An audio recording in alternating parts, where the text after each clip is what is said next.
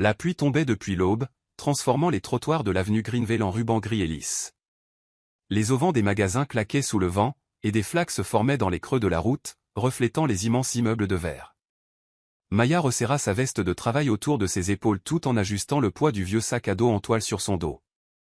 Il n'était pas lourd de bien, elle n'avait plus grand-chose, mais ce qu'il contenait était tout, une tenue de rechange, une brosse à dents, un thermos cabossé et un carnet de croquis aux pages usées par des années de feuilletage.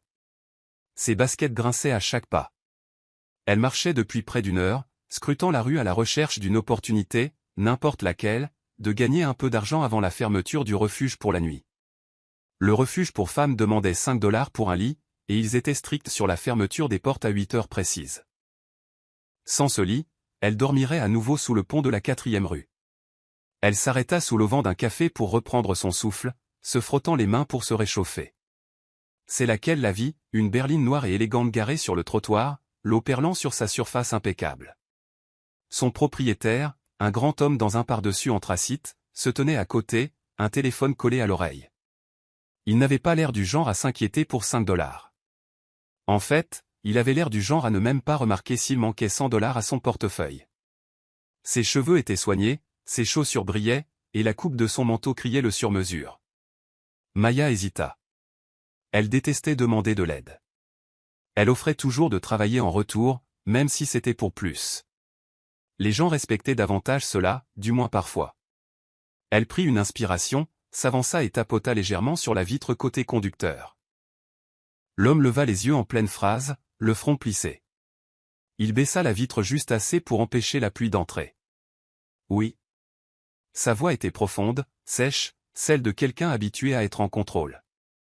Maya déglutit. « Je peux laver votre voiture pour 5 $? Pendant une seconde, il la regarda simplement, le téléphone toujours à l'oreille. Puis il se détourna légèrement de sa voiture. 5 $. Elle hocha rapidement la tête. Oui, monsieur. J'ai mon propre chiffon et mon savon. Ça ne prendra que 10 minutes.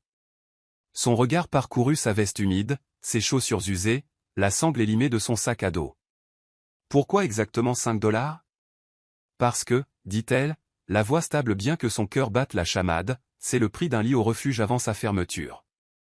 Je travaillerai pour ça, je ne demande pas l'aumône. Les yeux de l'homme s'attardèrent sur elle un instant de plus. Puis il leva un doigt, lui faisant signe d'attendre, et se retourna pour terminer son appel. Maya piétina sur place, jetant un coup d'œil au café derrière elle. Quelques clients regardaient par la fenêtre la scène étrange qui se déroulait dehors, la fille trempée par la pluie, la voiture de luxe, l'homme à la voix autoritaire. Quand il raccrocha enfin, il se pencha de nouveau vers elle. « D'accord, dit-il lentement. Voyons ce que vous savez faire. » Sa poitrine se détendit un peu. Elle sortit une petite bouteille de liquide vaisselle et un chiffon de son sac à dos. Le chiffon avait été lavé si souvent qu'il était plus gris que blanc, mais il était propre. La pluie facilitait le travail, rinçant la saleté au fur et à mesure qu'elle frottait. Elle s'accroupit pour nettoyer sous les jantes, puis se hissa pour essuyer le toit. Le froid lui mordait les doigts, mais elle continua de bouger. L'homme ne la surveillait pas, mais il ne partit pas non plus. Il s'adossa au mur du café, l'observant avec des yeux indéchiffrables. À mi-parcours, une barista sortit pour vider un bac de marque de café. Elle jeta un regard à Maya et plissa le nez. « Vous bloquez la vue. Les clients ne veulent pas voir. » Elle laissa sa phrase en suspens, visant clairement Maya. Avant que Maya ne puisse répondre, la voix de l'homme intervint. « Elle est très bien où elle est. » La barista cligna des yeux, le regarda, puis rentra sans un mot de plus. Maya travailla plus vite, consciente de son regard. Quand elle eut fini, elle recula, respirant fort, et essora le chiffon. « Voilà, dit-elle doucement. Merci de m'avoir laissé faire. » Il s'approcha pour inspecter la voiture. « Vous êtes minutieuse, dit-il. » Puis il sortit un portefeuille de la poche de son manteau. Elle leva rapidement les mains. « C'est juste 5 $, monsieur.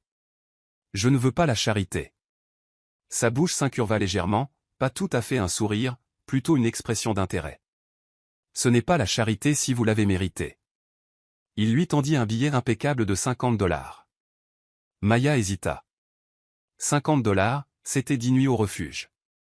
$50, c'était une chance d'acheter des chaussettes propres, peut-être même de réparer la fermeture éclair cassée de sa veste. Mais quelque chose en elle résistait. C'est trop. Vous avez fait plus que promis, dit-il simplement. Ses doigts se refermèrent sur le billet. Merci. Alors qu'elle remettait le chiffon dans son sac, elle sentit ses yeux toujours sur elle. Que feriez-vous, demanda-t-il soudain, si vous aviez un travail régulier? Quelque chose de stable. Elle leva les yeux, surprise par la question. J'économiserais pour des cours d'art, avoua-t-elle avant de pouvoir se retenir. Avant, je dessinais tout le temps. Il hocha la tête une fois, comme s'il enregistrait l'information. Intéressant. La pluie avait commencé à ralentir, et la lumière de fin d'après-midi virait au crépuscule. Maya recula vers le trottoir, ne sachant pas si leur conversation était terminée. « Attendez, dit-il. Comment vous appelez-vous? Maya. Je m'appelle Ethan. Son ton était neutre, mais la façon dont il le dit la fit se demander si les gens réagissaient habituellement en entendant son nom. Ils restèrent là un instant, le bruit de la ville et la bruine remplissant l'espace entre eux. Maya hocha poliment la tête. Merci encore, Ethan. Il ne répondit pas, mais elle crut voir l'ombre d'un sourire avant qu'il ne monte dans sa voiture. Parfois, les plus petites demandes mènent aux plus grands changements. Si vous croyez que la gentillesse peut apparaître quand on s'y attend le moins, assurez-vous de vous abonner pour ne jamais manquer les histoires qui nous rappellent notre humanité commune. Alors que la voiture d'Ethan s'éloignait, Maya glissa le billet de $50 dans la poche cachée de son sac à dos et se dirigea vers l'arrêt de bus. Elle ne savait pas que cet après-midi pluvieux, cette demande de $5, venait de mettre sa vie sur une trajectoire qu'elle n'aurait jamais pu imaginer. Le bus démarra dans une secousse, et Maya s'agrippa au bord de son siège, son sac à dos posé sur ses genoux. De l'autre côté de la vitre embuée, la ville défilait en traînées de néons et de béton mouillé. Elle traça du doigt le motif des gouttes de pluie qui coulaient sur la vitre, sentant la tension dans sa poitrine commencer à se relâcher, juste un peu. $50. Elle n'arrivait toujours pas à y croire. Elle en avait demandé 5, prête à négocier pour 3 si nécessaire. Mais maintenant, le billet était plié soigneusement dans la poche intérieure de son sac, caché comme un secret. Elle leva la main pour ajuster la sangle de sa veste et aperçut son reflet dans le rétroviseur latéral du bus. Ses cheveux étaient humides et emmêlés. Ses joues, pâles à cause de trop nombreux repas sautés, étaient creusées là où elles ne l'étaient pas auparavant. Le refuge n'était qu'à quelques arrêts, mais Maya ne se sentait pas prête à affronter ses murs à la peinture écaillée et son dortoir bondé. Le bruit de l'endroit l'étouffe, les disputes, les retournements agités dans les lits étroits rendaient le sommeil superficiel et fragile. Maya avait appris très tôt que la vie n'attendait personne. Ses parents étaient décédés quand elle avait 19 ans, un accident de voiture sur une route verglacée les avait emportés tous les deux. Sans frère ni sœur, elle avait enchaîné 2 emplois à temps partiel pour garder leur petit appartement, jonglant avec les factures et payant à peine le loyer. Elle avait été serveuse dans un dîner de la 14e rue Ouest pendant près de 3 ans. L'endroit sentait le café et le bacon frit, et les habitués connaissaient son nom. Puis le propriétaire a vendu l'immeuble, le dîner a fermé, et toutes les annonces d'emploi qu'elle a poursuivies disaient « expérience requise ». En 3 mois, elle avait pris du retard sur son loyer. L'avis d'expulsion était arrivé dans une enveloppe ordinaire, sans avertissement. Elle se souvenait encore du jour où elle avait fourré ses vêtements et son carnet de croquis dans son sac à dos, fermant la porte de l'appartement pour la dernière fois. C'était le cadeau de sa mère pour son 15e anniversaire, un livre relié de couleur crème avec des pages épaisses. Au début, elle l'avait rempli de gribouillages rapides, scènes de rue, tasses de café, gens attendant aux arrêts de bus. Au fil des ans, sa main était devenue plus assurée, les lignes plus nettes, les ombres plus délibérées. Au refuge, lorsque les nuits s'étiraient, longues et agitées, elle dessinait sous la faible lumière du panneau de sortie de secours. Les croquis étaient la seule chose qu'elle possédait qui n'était pas touchée par la faim, le froid ou la pitié. Ce soir, alors que le bus grondait, elle sortit le carnet de son sac et l'ouvrit à une page sur laquelle elle avait travaillé la semaine dernière, une voiture de sport noire et élégante, capturée en mouvement. Elle l'avait dessinée de mémoire après l'avoir vue passer à toute vitesse dans la rue un après-midi. La ressemblance avec la berline d'Ethan la frappa maintenant, et elle sourit faiblement. Ces journées étaient devenues une routine de survie. Café du matin à la soupe populaire. Petit boulot si elle en trouvait, nettoyer des vitres, porter des courses, balayer devant les magasins. Les après-midi à la bibliothèque publique, pour rester au chaud et chercher du travail en ligne. Les soirées, soit au refuge, soit, s'il était plein, recroquevillée sur du carton sous le pont près du parc Riverton. Elle restait dans son coin. Ici, la confiance pouvait être une monnaie dangereuse. Pourtant, de temps en temps, la gentillesse la surprenait, un commerçant lui glissant un sandwich, par accident, un autre résident du refuge lui prêtant une couverture par une nuit glaciale. Ces moments restaient avec elle. Le bus ralentit, les freins sifflant, et Maya se leva. Elle descendit dans la soirée humide, l'odeur de l'asphalte mouillé se mêlant à l'arôme léger de friture d'un dîner voisin. La porte verte et écaillée du refuge se dressait devant elle. Elle la poussa, le grincement familier l'accueillant comme un vieil ami fatigué. À l'intérieur, le hall bourdonnait de conversations feutrées. Une femme à la réception, les lunettes rafistolées sur le nez, leva les yeux. « Bonsoir, Maya. Tu as un lit ce soir. » Maya fit glisser le billet de 5 $ sur le comptoir. « Ouais. Je suis en avance. Tu as de la chance. » « On se remplit vite, » dit la femme en griffonnant son nom sur le registre. Pour tant de personnes comme Maya, chaque jour consiste à trouver juste assez pour voir le prochain lever de soleil. Et parfois, une rencontre fortuite change tout. Si vous croyez que chaque petit acte compte, abonnez-vous pour suivre son parcours, car il est sur le point de prendre un tournant qu'elle n'a jamais vu venir. Le dortoir sentait légèrement les vêtements humides et le produit de nettoyage. Des rangées de lits à cadres métalliques remplissaient l'espace, la plupart déjà occupés. Maya trouva le sien près du coin, un matelas fin sous une couverture rêche. Elle rangea son sac à dos sous le lit, gardant le carnet de croquis près d'elle. Autour d'elle, la pièce bourdonnait de conversations chuchotées, du bruissement de sacs en plastique et d'une toux occasionnelle. Elle s'allongea, fixant le plafond, rejouant l'après-midi. La façon dont Ethan l'avait étudiée, pas avec pitié exactement, mais avec autre chose, de la curiosité. C'était inhabituel. La plupart des gens la regardaient à travers ou évitaient de la regarder. Que feriez-vous si vous aviez un travail régulier? La question était restée en suspens bien après qu'il l'ait posée. Elle avait répondu sans réfléchir, « J'économiserais pour des cours d'art », mais maintenant les mots semblaient presque trop vulnérables. Pourquoi lui avait-elle dit ça? Peut-être parce que, pendant un bref instant, elle s'était sentie vue. Non pas comme une femme sans abri, mais comme une personne avec quelque chose qui valait la peine d'être désirée. Elle soupira, remontant la couverture jusqu'à son menton. Quelque part dans le couloir, quelqu'un riait doucement. Le son était étrangement réconfortant. Dehors, la pluie s'était enfin arrêtée. La lumière de la ville filtrait faiblement par la fenêtre poussiéreuse, peignant de longues bandes pâles sur le sol. Maya ne savait pas qu'Ethan était assis dans sa voiture garée à ce même moment, fixant les gouttes de pluie sur son pare-brise, rejouant lui-même la scène. Et elle ne savait certainement pas que ce n'était pas la dernière fois que leur chemin se croiserait, ni par hasard, ni pour 5 $. La pluie n'avait pas dérangé Ethan. Elle le faisait rarement. Ce qui le troublait, c'était la conversation qui se rejouait dans sa tête. Parce que c'est le prix d'un lit au refuge avant sa fermeture. Ce n'étaient pas les mots eux-mêmes, c'était la façon dont elle les avait prononcés. Pas comme une supplique. Pas comme une excuse. Juste un fait brut, livré avec le genre d'honnêteté qui dépouillait de toute prétention. Ethan Cole n'était pas habitué aux faits bruts. Plus maintenant. À 34 ans, il était le PDG de Cole Automotive, un nom prononcé avec autant d'admiration que de crainte dans le monde des voitures de luxe.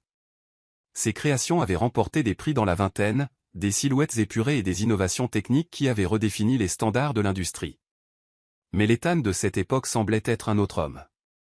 Cet homme dessinait à des tables de café jusqu'à la fermeture, conduisait des prototypes sur les autoroutes côtières juste pour sentir le vent tirer sur ses manches, et riait facilement. Cet homme avait aussi été amoureux. Il y a 2 ans, l'accident avait tout changé. Lui et sa fiancée, Claire, étaient sortis pour une promenade en voiture tard dans la nuit après un dîner entre amis. Une plaque de verglas dans un virage près de la rivière, les pneus perdant leur adhérence, les secondes impossibles où il avait su qu'il ne prendrait pas le virage, puis rien que du métal broyé et le goût du sang. Ethan a survécu avec une légère commotion cérébrale et une fine cicatrice près de la tempe. Claire n'a pas survécu du tout. Après ça, il a arrêté de dessiner. Il a arrêté de conduire pour le plaisir. L'entreprise est devenue son unique centre d'intérêt, une forteresse de chiffres, de délais et de rapports trimestriels. Les tabloïds l'avaient surnommé le « PDG au visage de tempête ». Ce n'était pas tout à fait inexact. C'est pourquoi aujourd'hui avait été si étrange. La fille, Maya, avait-elle dit, lui avait parlé sans la moindre lueur de reconnaissance. Pas de charme calculé, pas de tentative d'impressionner. Juste de la franchise. De retour au bureau, Ethan entra dans son bureau terrasse, secouant la pluie de son manteau. La silhouette de la ville brillait à travers les baies vitrées, la lumière dispersée comme de l'or sur du verre noir. Il desserra sa cravate et posa son ordinateur portable sur le bureau. Son assistante, Lydia, avait laissé le dossier habituel du soir, les ordres du jour des réunions de demain, les révisions de contrats et une pile de messages d'investisseurs. Il les écarta et sortit une feuille de papier à dessin.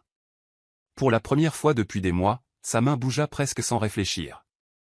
Un coupé élégant prit forme sous la pointe du crayon, les lignes s'incurvant en harmonie, le design équilibré entre élégance et vitesse. Ce n'est qu'en se penchant en arrière qu'il réalisa quelque chose, la courbe du capot, l'inclinaison des phares. Cela rappelait la berline noire que Maya venait de laver sous la pluie. Il fixa le croquis, une douleur lui serrant la poitrine. Concevoir des voitures était autrefois comme respirer. Mais après la mort de Claire, chaque voiture est devenue un rappel de celle qu'il n'a pas pu contrôler, celle qu'il n'a pas pu empêcher de déraper vers l'oubli. Alors il s'était enterré dans les salles de réunion, regardant l'entreprise grandir mais se sentant de moins en moins connecté à elle à chaque trimestre qui passait. Parfois, ce ne sont pas les grands moments, mais les plus petites rencontres qui nous ramènent aux parties de nous-mêmes que nous pensions disparues pour toujours. Si vous êtes prêt à voir où cette connexion inattendue mènera Ethan et Maya, assurez-vous de vous abonner, le prochain chapitre change tout. Ethan quitta le bureau plus tard que d'habitude.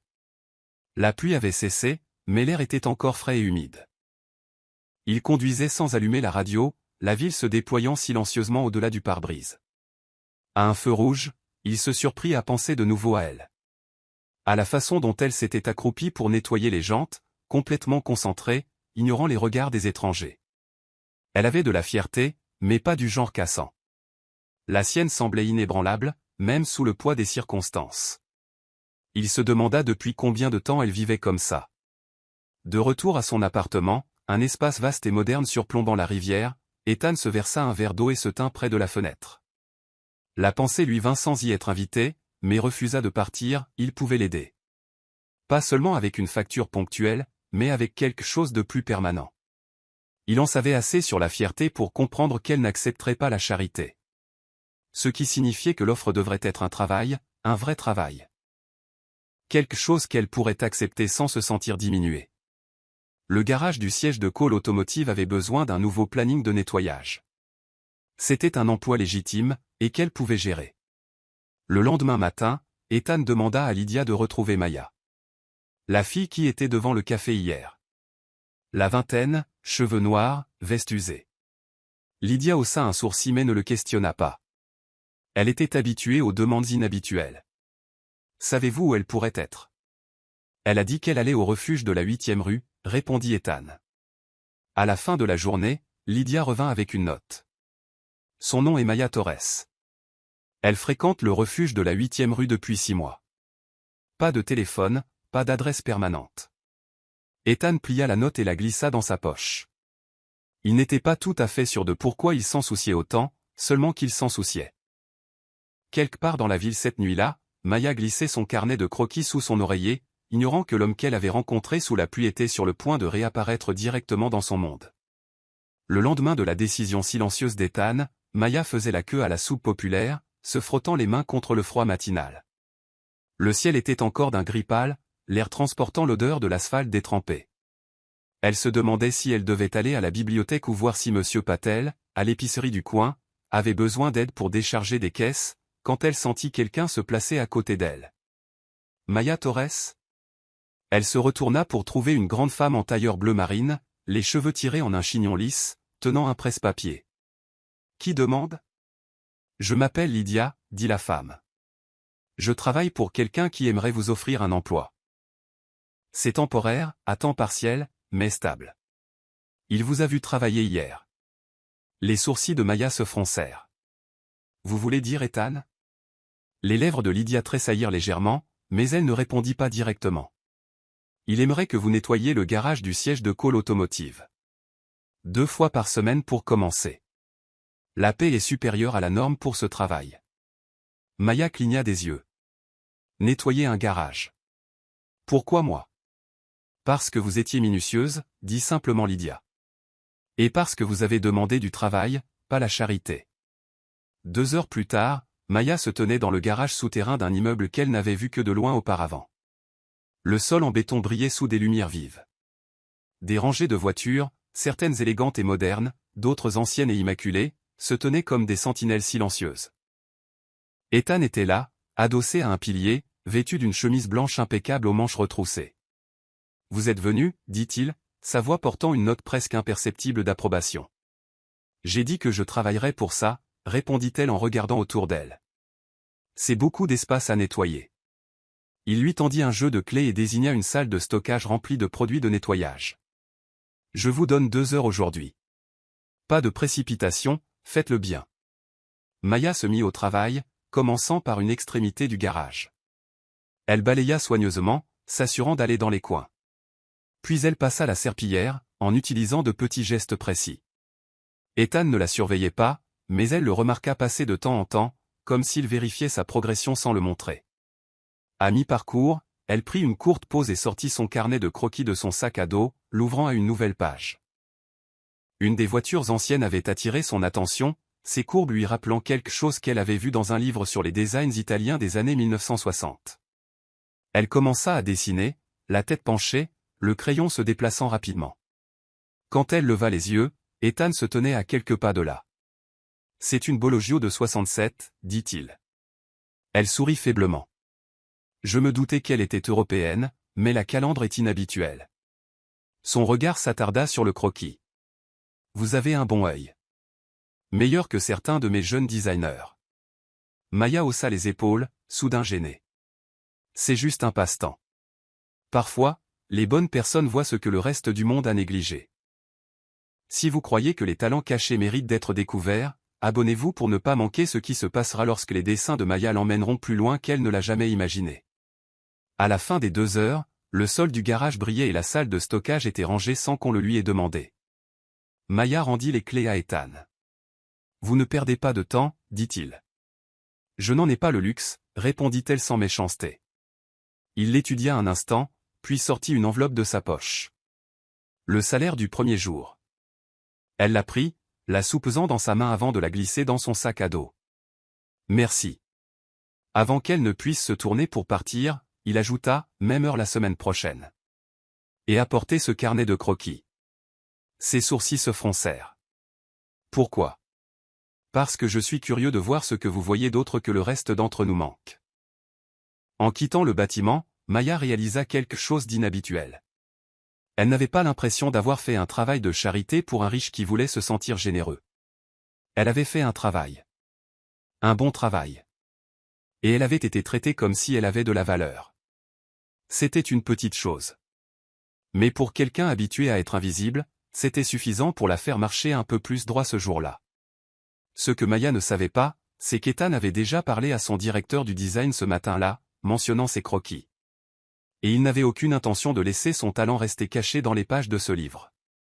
La deuxième fois que Maya entra au siège de Cole Automotive, elle était mieux préparée. Sa veste était toujours usée, mais elle avait raccommodé les poignets effilochés avec des points nets la veille. Elle s'était même arrêtée dans une friperie en chemin et avait trouvé une chemise blanche propre pour $2.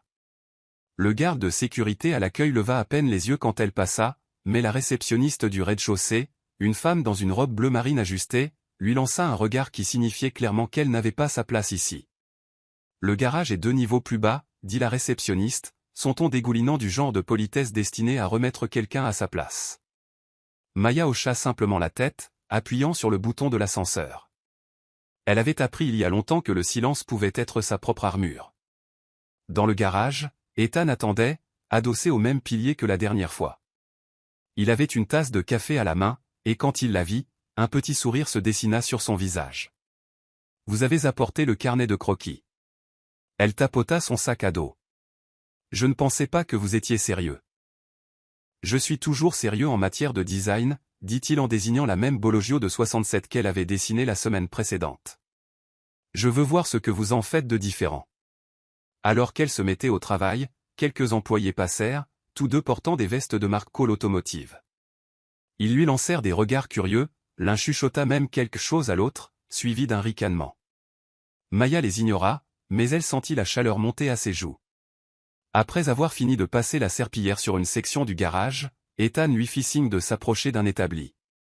Plusieurs photographies d'intérieur de voitures y étaient étalées, des tableaux de bord élégants, des sièges en cuir, des panneaux de commande modernes. « Dites-moi lequel vous semble le plus humain, dit-il. Elle fronça les sourcils. Le plus humain? Celui dans lequel vous voudriez vous asseoir pendant des heures. Celui qui donne l'impression d'avoir été fait pour une personne, pas seulement pour la frime. Elle étudia les photos, puis tapa finalement sur une avec un tableau de bord simple et élégant. Celui-ci. Les lignes n'en font pas trop. Tout est là où il devrait être. On sent le confort. Ethan la regarda longuement avant de hocher la tête. Exactement ce que je pensais. Parfois, les meilleures idées ne viennent pas des salles de réunion, elles viennent des gens que personne ne pense à interroger. Si vous croyez que chaque voix mérite d'être entendue, cliquez sur le bouton d'abonnement et continuez à regarder le monde de Maya changer. Plus tard, une fois le travail du garage terminé, Ethan l'invita à monter prendre un café. Maya hésita dans l'ascenseur, se sentant déplacée alors que l'étage grimpait. Son bureau n'était pas du tout ce à quoi elle s'attendait, moins de verres polis, plus d'étagères en bois chaleureux remplis de modèles de voitures. « Asseyez-vous » dit-il en lui montrant une chaise près de la fenêtre. Il versa du café dans 2 tasses et lui en tendit une. Elle posa son carnet de croquis sur la table et l'ouvrit à une nouvelle page. Son crayon se déplaça rapidement, réimaginant la Bologio avec des changements subtils, des angles plus doux, une calandre plus ouverte, une courbe de toit qui suggérait la vitesse sans perdre en élégance. Ethan se pencha par-dessus son épaule, étudiant les lignes. « Vous savez, dit-il lentement, la plupart de mes designers mettraient des semaines pour faire ce que vous venez de faire en 10 minutes. » Elle leva les yeux vers lui. « Je ne suis pas designer. »« Pas encore, répondit-il. » Cette nuit-là, de retour au refuge, Maya s'assit sur son lit, fixant l'enveloppe de paix de la journée. Mais ce n'était pas l'argent qui lui serrait la poitrine, c'était l'étrange sentiment que peut-être, pour la première fois depuis longtemps, quelqu'un la voyait comme plus qu'un problème temporaire à résoudre. Elle ne savait pas si c'était une bonne ou une mauvaise chose. Et en haut, dans son pantouse, Ethan regardait à nouveau son croquis, se demandant pourquoi il était si important pour lui qu'elle reste dans son orbite. À la 3e semaine de Maya chez Cole Automotive, les chuchotements étaient devenus un courant de fond constant chaque fois qu'elle traversait le garage souterrain. Certains employés masquaient leur curiosité par des hochements de tête polis, d'autres ne prenaient pas la peine de cacher leur dédain. Elle était la femme de ménage mystérieuse, celle qu'Ethan Cole, de toutes les personnes, avait fait venir sans explication. Cela suffisait à en faire une cible. Un mardi matin, elle arriva pour trouver le placard de rangement fermé à clé. Sa clé, celle qu'Ethan lui avait donnée, ne tournait pas dans la serrure. Un problème? La voix venait de derrière elle. Un homme en salopette impeccable était adossé nonchalamment au mur, en train de ricaner. Il avait la carrure de quelqu'un qui avait soulevé des outils toute sa vie, et l'air de quelqu'un qui aimait mettre les autres mal à l'aise. « J'ai juste besoin de prendre mon matériel », dit-elle d'un ton neutre. « C'est marrant », répondit-il. « C'est le même placard que j'utilise. Et je ne me souviens pas que vous ayez l'autorisation d'y accéder. » Avant qu'elle ne puisse répondre, il agita un trousseau de clés en l'air, le laissant teinter. « Je suppose que vous allez devoir attendre. » Que se passe-t-il? La voix d'Ethan fendit l'air comme une lame propre. L'homme se redressa immédiatement, fourrant les clés dans sa poche. « Rien, monsieur. Je m'assurais juste que la nouvelle employée connaisse les règles. » Le regard d'Ethan se posa sur Maya. « La règle est que vous faites votre travail sans être dérangé. Ouvrez le placard. » L'homme hésita, puis déverrouilla la porte. Maya entra, prit la serpillière et le seau, et les sortit sans un mot de plus. Alors qu'elle remplissait le seau au lavabo, Ethan s'adossa à l'embrasure de la porte. « Est-ce que ça arrive souvent? » « Pas habituellement avec un seau d'eau impliqué, » dit-elle, essayant de rester légère. « Mais il ne sourit pas, si quelqu'un vous pose problème, vous venez me voir. Je peux me débrouiller. »« Je sais que vous le pouvez, » répondit-il. « Ce n'est pas la question. Parfois, tenir bon ne consiste pas seulement à prouver que l'on est fort, c'est aussi le fait que quelqu'un dise enfin que vous ne devriez pas avoir à vous battre seul. Si vous êtes avec Maya dans ce voyage, abonnez-vous pour ne pas manquer les batailles qui façonneront son avenir. Plus tard dans la journée, Maya nettoyait près du monte-charge quand elle entendit deux jeunes designers plaisanter à son sujet. Elle est probablement ici parce qu'elle connaît quelqu'un en haut lieu, dit l'un. Le connaît comment, répondit l'autre avec un rire qui retourna l'estomac de Maya. Elle aurait pu l'ignorer. Elle a failli le faire. Mais au lieu de cela, elle se leva, s'approcha et dit clairement, « Je suis ici parce que je fais assez bien mon travail pour que votre patron le remarque. Peut-être que vous devriez moins vous soucier de mon balai et plus de vos délais. » Le silence qui suivit fut presque satisfaisant. Quand Ethan passa plus tard, il remarqua le calme autour de son poste. « Que s'est-il passé ?» demanda-t-il. Maya secoua la tête. « Rien qui nécessite votre attention. » Mais ses yeux s'attardèrent sur elle un instant de plus avant qu'il ne continue son chemin. En vérité, il admirait cela, la façon dont elle refusait de jouer la victime même quand cela aurait pu être plus facile. À la fin de son service, Maya retourna son matériel au placard et trouva une nouvelle clé sur l'étagère du haut, étiquetée à son nom. En dessous se trouvait une note de l'écriture précise d'Ethan, pour quand vous n'avez pas envie de demander la permission. Elle plia soigneusement la note dans sa poche. Cette nuit-là, elle s'assit dans la salle commune sombre du refuge, le carnet de croquis ouvert, le crayon se déplaçant en lansarc. La journée avait été épuisante, mais elle réalisa qu'elle ne portait plus le même poids qu'avant lorsque les gens essayaient de la rabaisser.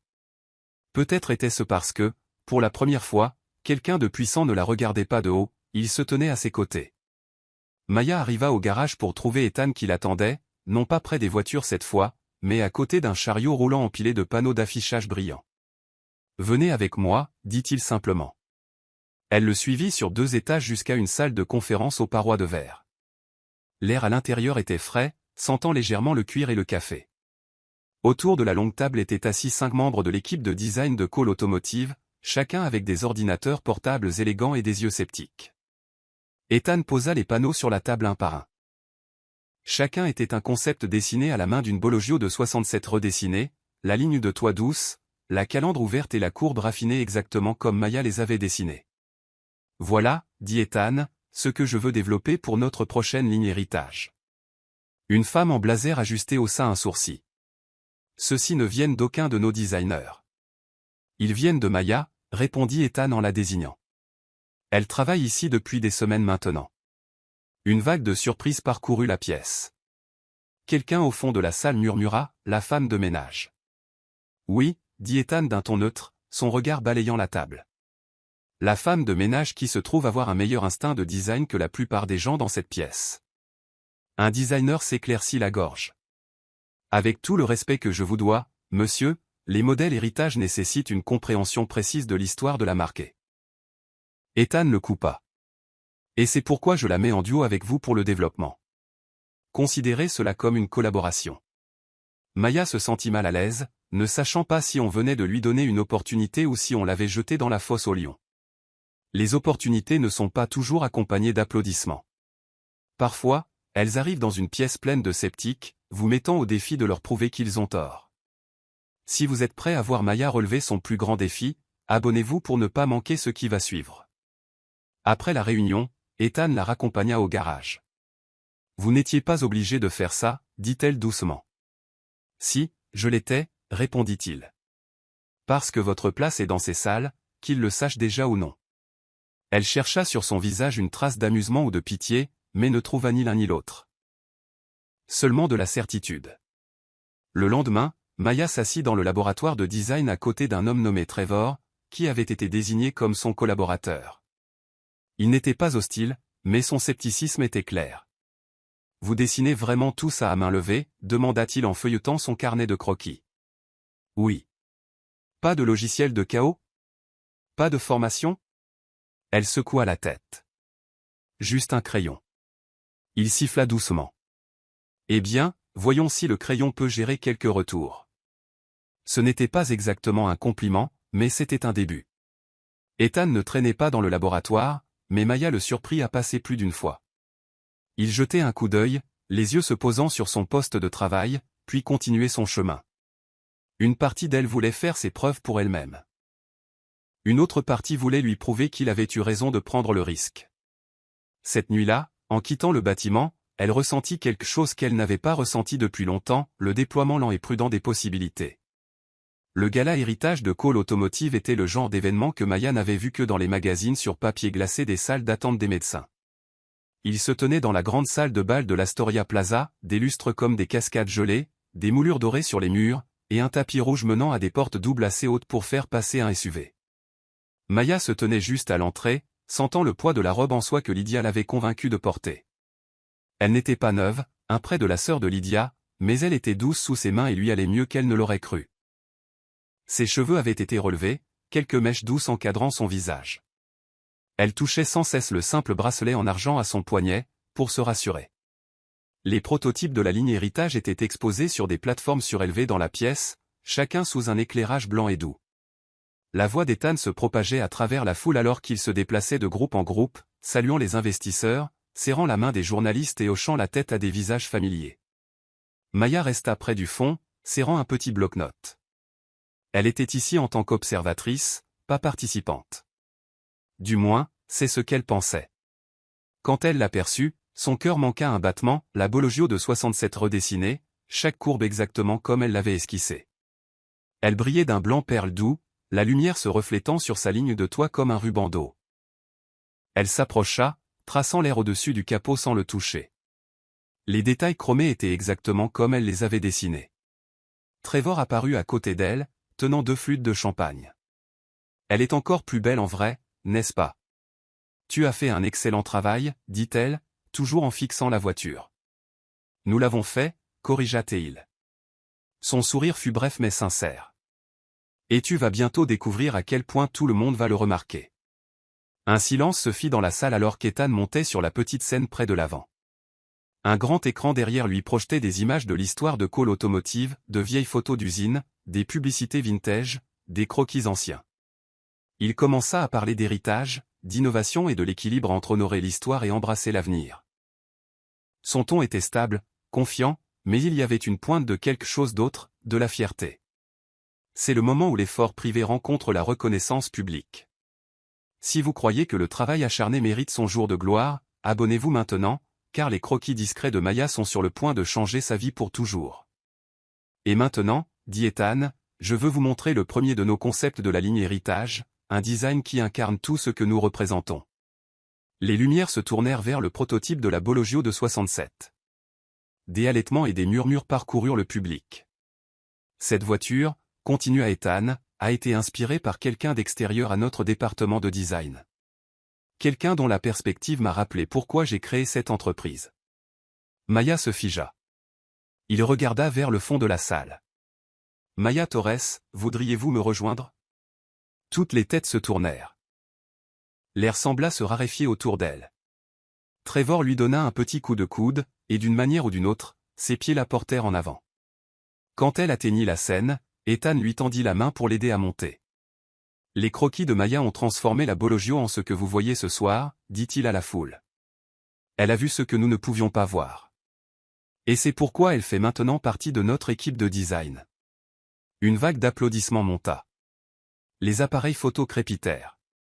Maya se tenait là, clignant des yeux sous les lumières, ne sachant pas si elle devait sourire, pleurer ou s'enfuir. Alors que les applaudissements s'estompaient, Ethan se pencha juste assez près pour qu'elle puisse entendre. « Je vous avais dit que votre place était dans ces salles. » Elle déglutit difficilement, incapable de trouver ses mots, mais sa main se serra légèrement dans la sienne avant qu'elle ne la lâche. Cette nuit-là, en quittant le gala, son reflet dans les portes vitrées semblait différent. Plus grande, en quelque sorte.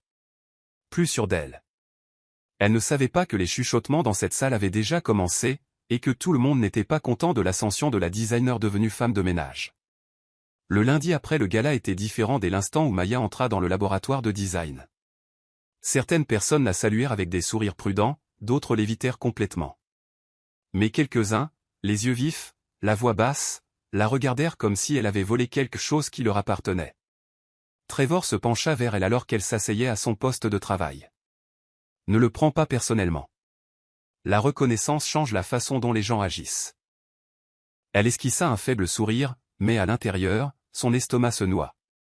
Elle avait travaillé dur pour ce design. Elle n'avait pas demandé les feux de la rampe, c'est Ethan qui l'Y avait poussé.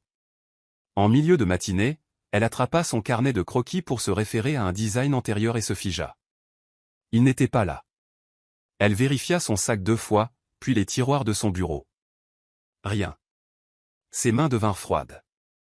Ce carnet était plus que du papier, c'était son histoire, sa preuve, son unique portfolio. Elle balaya la pièce du regard, le cœur battant. La plupart des gens étaient absorbés par leur travail. Mais près du fond, une jeune designer nommée Mélissa était adossée au comptoir, feuilletant un grand dossier qui semblait étrangement familier. Maya traversa la pièce. « C'est à moi. » Mélissa leva les yeux, les sourcils haussés d'une fausse innocence. « Oh. Je l'ai juste trouvé sur le comptoir. Je ne savais pas qu'il était si précieux. »« Vous le saviez ?» dit Maya d'un ton neutre, tendant la main. Mélissa ne bougea pas, « Vous débarquez ici sans diplôme, sans CV, et soudain vous êtes la star du gala. Les gens se demandent ce que vous avez vraiment fait pour en arriver là. » Les mots étaient destinés à blesser. Maya garda une voix stable. « Ce que j'ai fait, c'est travailler. Et si vous en êtes si sûr autrement, vous pouvez me rendre mon carnet de croquis, et nous laisserons Ethan décider. » Cela provoqua une lueur de quelque chose, de doute peut-être, dans les yeux de Mélissa. Mais avant qu'elle ne puisse répondre, une ombre tomba sur elle. La jalousie peut transformer l'admiration en sabotage plus vite qu'on ne le pense. Si vous voulez voir comment Maya gère la pression, et si Ethan interviendra, abonnez-vous maintenant, car c'est le tournant. Que se passe-t-il? La voix d'Ethan était calme, mais il y avait une pointe d'agacement. La confiance de Mélissa vacilla. Rien, monsieur. Je regardais juste ces croquis. Sans permission, demanda Ethan. Mélissa ouvrit la bouche, mais les sourcils haussés d'Ethan la réduisirent au silence. Rendez-le. Elle passa à contre-cœur le carnet de croquis à Maya, qui le prit et le glissa dans son sac. Le regard d'Ethan balaya la pièce. Si quelqu'un ici a un problème avec la façon dont Maya est arrivée ici, mon bureau est ouvert. Mais souvenez-vous, c'est moi qui décide qui a sa place dans cette pièce. Et elle l'a. De retour à son bureau, Maya essaya de se concentrer sur la nouvelle disposition intérieure du prototype, mais son pouls battait encore la chamade. Elle n'était pas habituée à ce que quelqu'un la défende comme ça, surtout devant les autres. Trevor se pencha. Tu te fais des ennemis, mais tu te fais aussi des alliés. Continue de leur montrer que tu mérites la place que tu as. Elle fit un petit signe de tête. C'est mon intention. Ce soir-là, après que la plupart du bâtiment se soit vidé, Maya resta pour terminer une série de croquis. Le calme était apaisant, juste le bourdonnement du système de ventilation et le léger cliquetis d'un crayon. Un léger coup retentit à la porte ouverte. Ethan entra, les mains dans les poches. « Vous n'étiez pas obligé de rester tard, dit-il. »« J'avais besoin d'espace pour réfléchir, répondit-elle. Sauf si, le bruit. » Il l'étudia un instant. Le bruit ne disparaît pas. On apprend juste à mieux entendre les bonnes voix. Elle pencha la tête. Et quelles sont-elles? Celles qui vous poussent en avant, dit-il. Pas celles qui vous tirent vers le bas. Ils restèrent là un moment dans le silence, quelque chose de non dit flottant dans l'air. Rentrez chez vous, Maya, dit-il finalement, sa voix plus douce. Elle rangea ses affaires, le carnet de croquis entre les mains cette fois, et en partant, elle eut le sentiment vague et troublant que ce qui se construisait entre eux était plus que de simples voitures. Le printemps arriva tôt cette année-là. L'air était assez chaud pour faire éclore les cerisiers qui bordaient la place devant le siège de Cole Automotive. Les pétales flottaient à travers les portes vitrées polies comme des confettis, se posant sur les épaules des gens qui entraient. À l'intérieur du grand atrium, une foule s'était rassemblée. Ce n'était pas la réunion d'entreprise habituelle. La presse était là, les appareils photo prêts, et les employés se tenaient en petits groupes, murmurant avec anticipation. Maya se tenait près du bord de la foule, son carnet de croquis sous le bras. On ne lui avait pas dit pourquoi elle devait être là, seulement qu'Ethan voulait qu'elle soit présente. Quand il monta sur la plateforme surélevée au centre de la pièce, les murmures s'apaisèrent. Il portait un costume anthracite, sans cravate, et le genre d'autorité tranquille qui vient de savoir exactement ce que l'on s'apprête à faire. « Merci d'être ici », commença Ethan, sa voix portant facilement. Au cours des dernières années, Cole Automotive a bâti sa réputation sur l'innovation, le design et la précision. Mais l'innovation ne vient pas toujours d'où on l'attend. Parfois, elle arrive sous la pluie, ne portant rien d'autre qu'un sac à dos usé et une demande pour laver votre voiture pour 5 $. Le cœur de Maya battait la chamade. Je veux vous présenter quelqu'un qui m'a rappelé pourquoi je suis tombé amoureux de ce travail, continua Ethan. Sa vision a transformé l'un de nos modèles héritages les plus emblématiques, et ses créations aideront à façonner notre prochaine génération de véhicules. Veuillez accueillir notre nouvelle designer junior, Maya Torres. La foule s'écarta alors qu'il la désignait. Ses pas semblaient lents et lourds alors qu'elle se dirigeait vers la plateforme. Elle sentait les regards, certains chaleureux, d'autres froids, la suivant à chaque mouvement. Quand elle l'atteignit, Ethan lui offrit la main. Elle la prit, et il la serra légèrement avant de se retourner vers la foule. Et encore une chose, dit Ethan en la regardant. Le premier concept solo de Maya sera dévoilé à l'exposition automobile internationale le mois prochain. Il portera son nom à côté du mien. Des halètements parcoururent la salle. Les appareils photo crépitèrent furieusement. Maya le regarda, stupéfaite. Ethan, Vous l'avez mérité, dit-il doucement, juste pour elle. Chaque ligne, chaque courbe, chaque nuit passée à travailler. Vous avez tout mérité. D'un trottoir pluvieux à une scène internationale, le parcours de Maya prouve que ce n'est pas d'où l'on vient qui compte, c'est qui voit ce que l'on vaut en cours de route.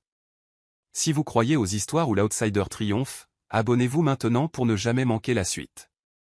À la fin de l'événement, des employés s'approchèrent pour lui serrer la main. Certains semblaient sincèrement impressionnés, d'autres arboraient cette politesse gardée des gens qui n'ont pas encore pris leur décision. Trevor la trouva dans la foule et sourit. On dirait que tu es officiellement l'une des nôtres. Et pour info, je suis content que ce soit ton nom sur ce design. Merci, dit-elle, et elle le pensait. Melissa passa sans un mot, mais Maya s'en fichait. La validation qu'elle avait cru autrefois avoir besoin de tout le monde n'avait plus d'importance. Plus tard, dans le calme de son bureau, Ethan versa 2 tasses de café et lui en tendit une. La lumière du soleil entrait à flot par les baies vitrées, rendant la ville au-delà presque douce. Quand vous m'avez demandé de laver ma voiture, dit-il en s'adossant au bureau, je pensais que vous prendriez les 5 $ et que vous disparaîtriez. Je ne m'attendais pas à ce que vous changiez ma façon de voir les choses. Elle sourit faiblement. Je ne m'attendais pas à ce que vous soyez le PDG. Marché conclu, alors, dit-il avec un petit rire grave. Ils sirotèrent leur café en silence pendant un moment. Puis elle posa sa tasse et sortit quelque chose de son sac, un croquis encadré. C'était la berline noire qu'elle avait lavée ce jour-là sous la pluie, dessinée avec des lignes précises et élégantes. En bas, de son écriture soignée, se trouvaient les mots « 5 $ suffisaient ». Ethan prit le cadre avec précaution, son pouce effleurant le verre. « Je vais l'accrocher juste là », dit-il en désignant l'endroit au-dessus de son bureau.